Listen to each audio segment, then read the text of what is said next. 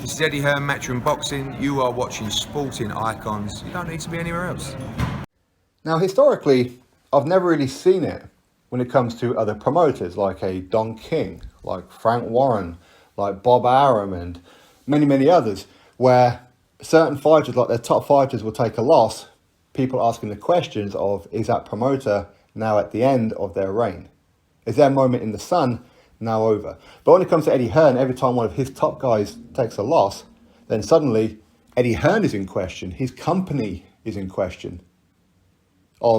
Is his time in the sun over? Now, most promoters with a TV deal will have their moment in the sun at some point. Eddie Hearn has been there for quite some time. Worldwide, he is seen as the best promoter in the world currently. But with his top fighters losing, now his three top fighters are Canelo Alvarez, Anthony Joshua, Dillian Whyte. All three of those have just come off a loss. Now, I know, most of you will know too, who they lost to is No Shame. No shame in that whatsoever. Dillian Whyte losing to Tyson Fury, no shame in that. Anthony Joshua losing to Usyk, no shame in that. Canelo losing to Bivol, no shame in that.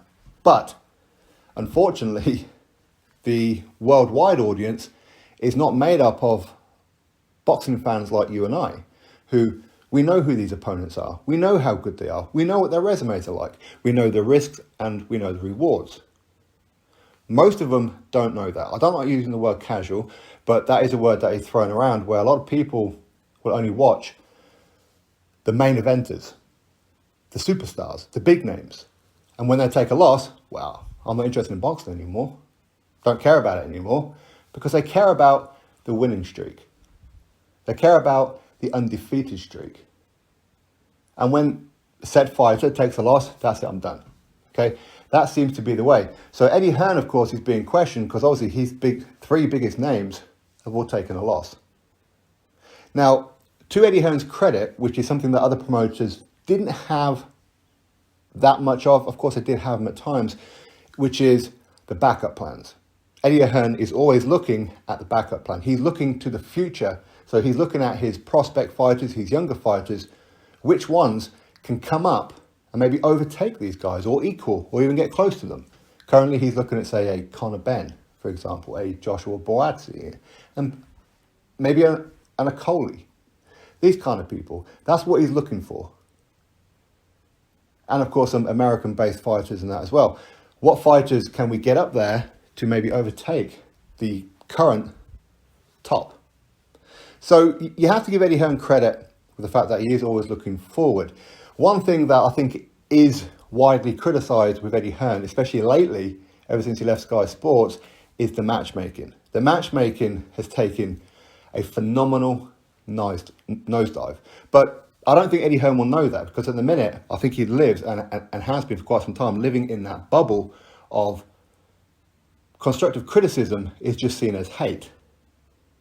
So it's not really taken on board. So with his new matchmaker, I say new, is it Christian Churchy, I think his name is. He's an Italian fellow, I believe. Now, he seems like he knows his boxing. So when he's matching certain fighters, they are matched quite closely, so the fights will be quite competitive, which is great. That's fantastic. But the one part where he really, really lacks is, well, what do the audience want to watch? I mean, you can look at, say, on the 21st of this month, Joshua Boazzi versus Craig Richards. Great main event for us here in the UK. We love that main event. Okay, we do. The undercard, we all like the home fighters. We like Alan Babbage. We like Chantel Cameron, Eddie Scottney, and so forth. Okay, we like all those. But we don't know who they're fighting. So we can't get excited about it. That's where his matchmaker falls short. Because the opponents may be credible opponents, but we don't know that. And if we don't know that, as if we call ourselves hardcore boxing fans, if we don't know that, then how's a casual audience going to perceive that? Even worse. That's why I feel his matchmaker really, really lacks, is Christian Churchy. I really do. Now, just because Canelo lost Just because Dillian Whyte lost, just because Anthony Joshua lost, doesn't mean that's the end of Eddie Hearn. But it does mean, and it does show something, that he is losing something. For example, today, or last night, of course, you had Oscar De La Hoya. He put on social media to Canelo Alvarez, it's never over, you can still come back to me. Or worse to that effect, come back to the better promoter. Now, why is he saying that? I mean, is that Oscar De La Hoya pretty much showing you that, Canelo, if you're with me, no matter what happens in that fight, the judges are going to score it in your favour? Because we've seen that on quite a few occasions with Canelo fights, haven't we? But ever since he's not with Golden Boy, he hasn't been getting favourable results, has he? He hasn't had judges scoring him in certain fights, certain rounds that maybe he shouldn't get. Don't be wrong, okay, so the judges for the Bivol fight gave Canelo the first 4 rounds. In fact, all 3 judges scored every single round the same. Nothing wrong with that, that's how boxing should be, okay, but we all know that when we watched that fight, Canelo did not win the first 4 rounds. He didn't. Okay, but ultimately, is that Oscar De La Hoya saying, we pay off the judges? Is it? I don't know. Maybe Canelo's never had anything to do with it. So Canelo, he's been getting like a lot of stick for the Triple G results, for example, for Lara, and all these kind of ones. Well, maybe it had nothing to do with Canelo. Maybe that was Golden Boy. Maybe, because why else would Oscar De La Hoya put out there, say, to Canelo, it's never too late to come back? Why? Eddie Hearn done his job, which is promote Canelo Alvarez and the fight. He did a great job of it. True? But for Eddie Hearn to be losing his ranking, should we say? Now, I think most people we can still say he's still the number 1. He is. Because he puts on more fight nights than anybody else, and he puts on better fight nights than most of the promoters. But again, that's because he's got his stable. He's had the time to build his stable. Bob Arum, he's a bit too long in the tooth now. Al Heyman, nobody really knows what goes on over there at PBC other than in-house fights, okay? And even then, the best don't fight the best over there, let's be honest. So Eddie Hearn is quite comfortably at the top. You've got newbies coming through, like a Ben Shalom of Boxer. He started the ground running much quicker than what I thought it was going to happen. You got Kalle Sauerland. Now he's making waves into the UK boxing. Of course, he's got some co-promotions with Sky Sports, and of course he's got his own Wasserman with Channel 5 and that as well. You've got Mick Hennessy around now. You've got Dennis Hobson, of course. You've got these kind of ones that are all starting to make moves now. Eddie Hearn, he has made his own bed, where it's one thing to be seen as the world's best promoter. It's another thing to broadcast it yourself. I mean, that's the kind of thing that other people should be doing for you, not you doing it yourself, and thus putting down other people. Then you've got a target on your back. All of the promoters will look at you and go, we don't want to work with you now. We're going to work with everybody else, and we'll do anything that we can to drop you down those few levels.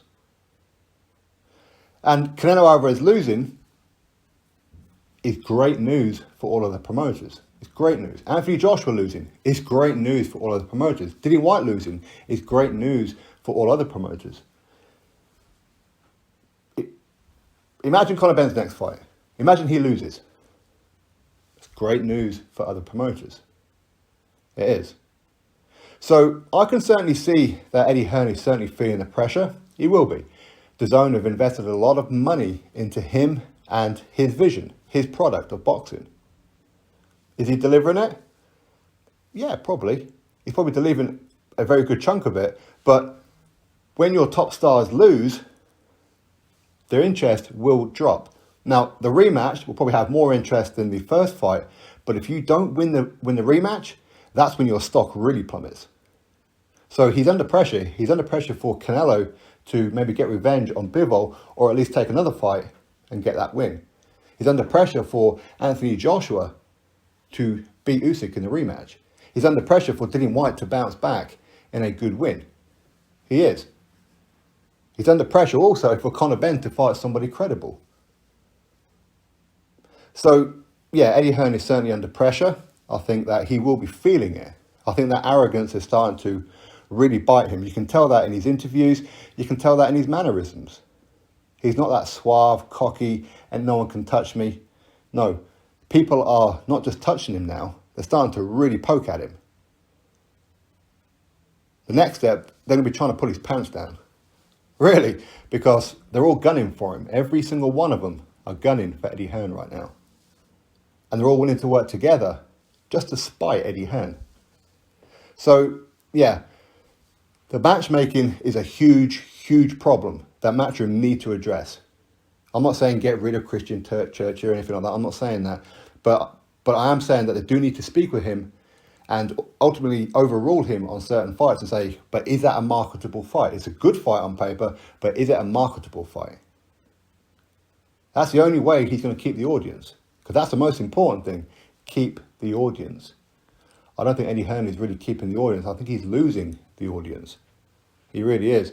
Luckily, he's got Katie Taylor. She's on her way up. But how much longer in the sport does she have? You know, she has openly made it clear that at some point she wants to be stopping boxing and starting to raise a family of her own. She ain't get any younger, so that won't be too much longer. Conor Benn, where's his ceiling? We don't know. How many more fights does he have with Canelo? What about Anthony Joshua? What about Dillian Whyte? Dillian Whyte's not tied down to Matchroom. So anyway, it's food for thought when it comes to Eddie Hearn and him losing his power grip on the world of boxing. But anyway, hopefully, and I do legitimately mean this, hopefully he starts putting on better cards here in the UK. I said I'm quite happy with the Boaty Craig Richards main event.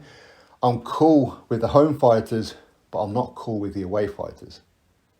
Hopefully that takes a big improvement. Hopefully it does. And I'm not saying this because I want Eddie Hearn to fail. I don't want Eddie Hearn to fail. Of course not.